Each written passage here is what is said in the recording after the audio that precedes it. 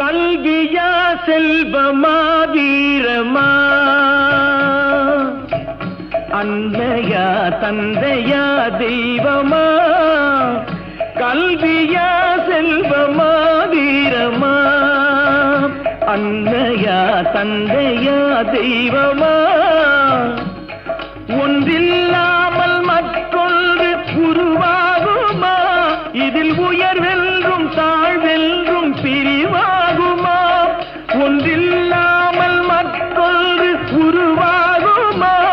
இதில் உயர்வென்றும் தாழ்வென்றும் பிரிவாகுமா, கல்வியா செல்வமா வீரமா, மூன்றும் துணை இருக்கும் நலம் வேண்டுமா, இவை மூன்றும் துணை இருக்கும் நலம்